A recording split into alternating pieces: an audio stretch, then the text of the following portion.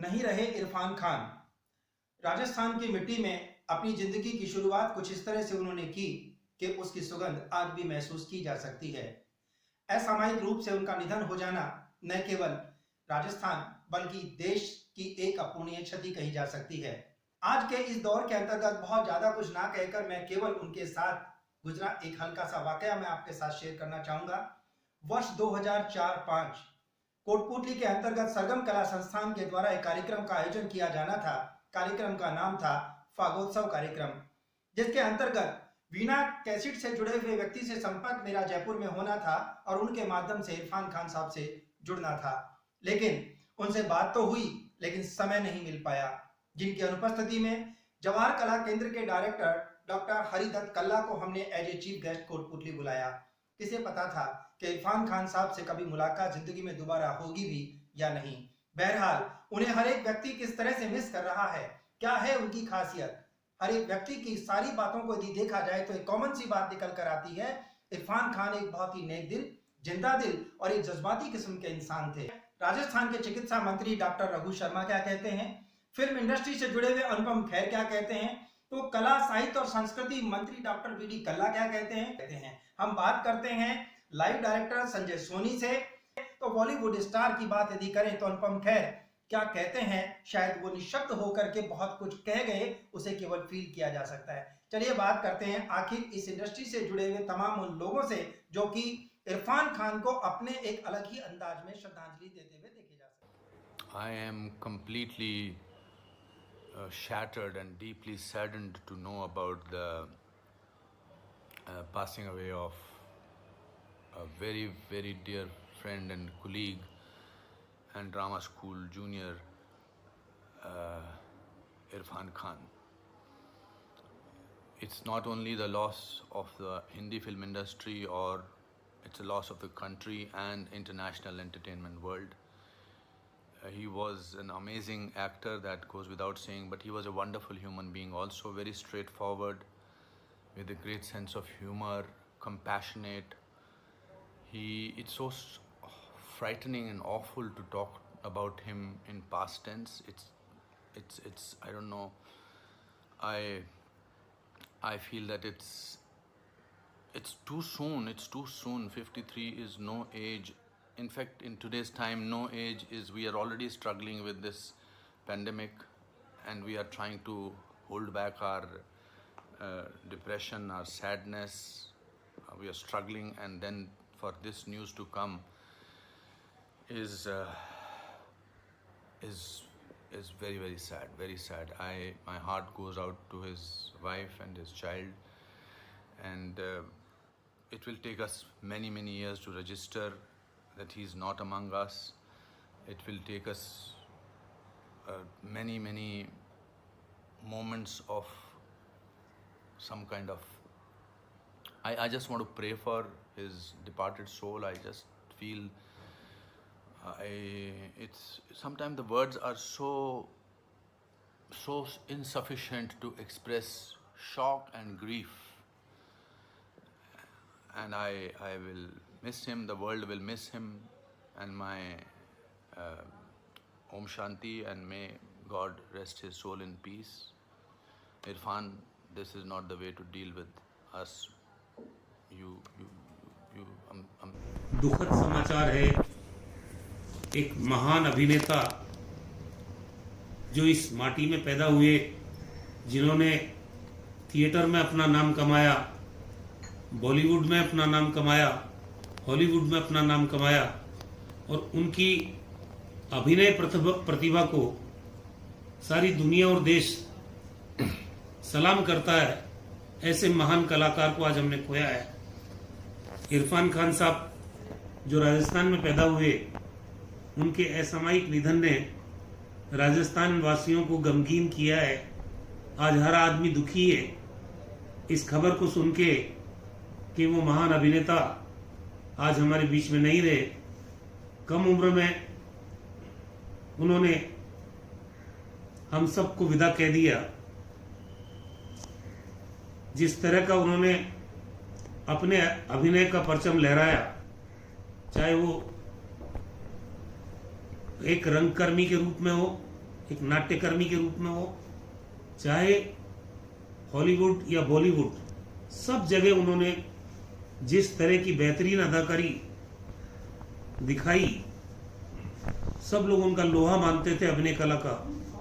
ऐसे महान कलाकार का हमारे बीच में से चला जाना निसंदेह राजस्थान के लोगों के लिए बहुत दुखद है।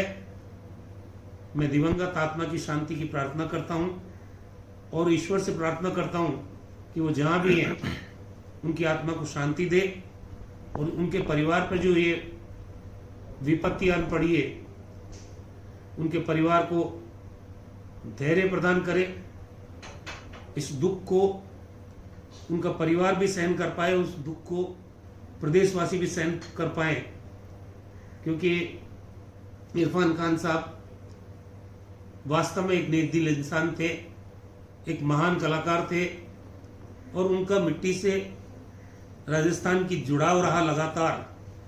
अभी 2 दिन पहले ही उनके माताजी का स्वर्गवास हुआ, तो उस परिवार पे तो पहाड़ टूट पड़ा कि एक के बाद एक, पहले माँ गई और आज बेटा चला गया। ये बहुत ही दुखद खबर है। जिंदगी में एक किरदार ऐसा निभाओ कि पर्दा गिरने के बाद भी तालियां बजती रहें।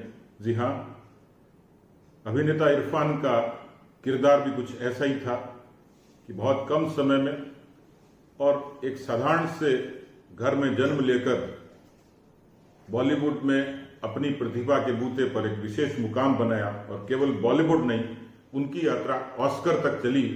स्लमडॉग बिलियनियर और इसी तरीके से पान सिंह तोमर और लाइफ इन मेट्रो, ये ऐसी उनकी चित्रण वाली फिल्में थी कि जिनके कारण उन्होंने एक विशेष छाप छोड़ी, एक विशेष अंदाज, खनकती आवाज। लेकिन इस अभिनेता को समय कम मिला, हमारे बीच नहीं रहे।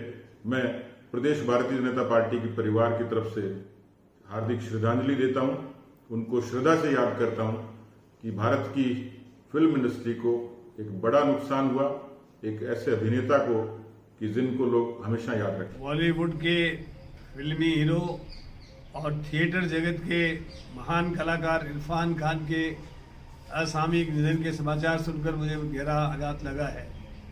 वे एक बहुत अच्छे थिएटर आर्टिस्ट थे।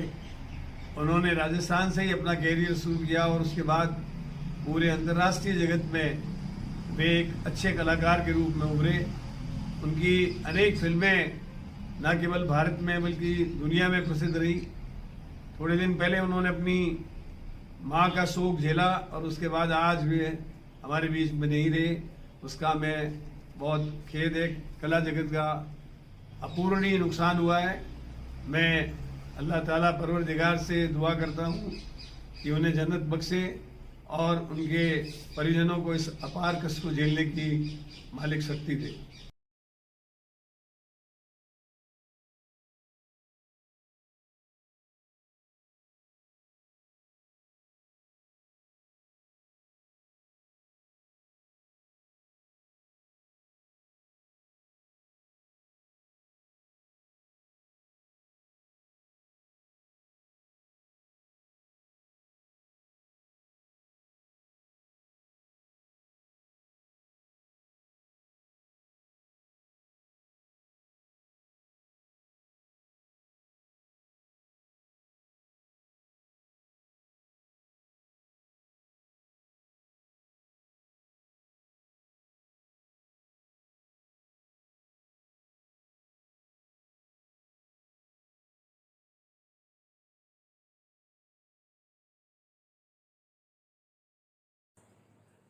आज एक बड़ी दुखद सूचना मिली।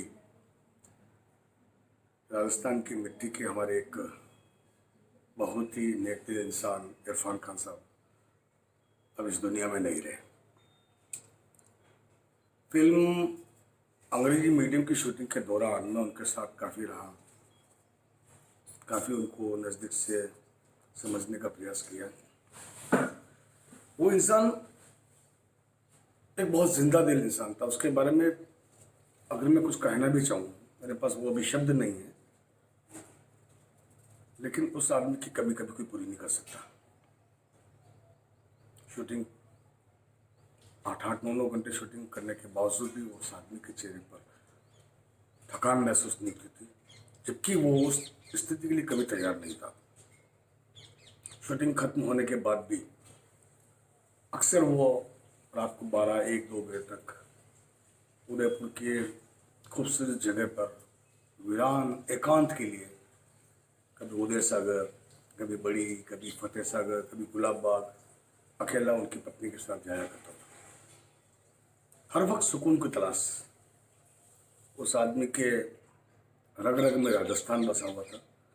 राजस्थान की मिट्टी की खुशबू उसमें आती थी और एक बहुत जिंदा दिल, हर इंसान की इज्जत करने वाला, और सबसे बड़ी बात है कि बिना इंसानों के वो रह नहीं सकता था। वो इंसानों के बीच में रहकर एक इंसानियत की बात करता था, मिलना चाहता था।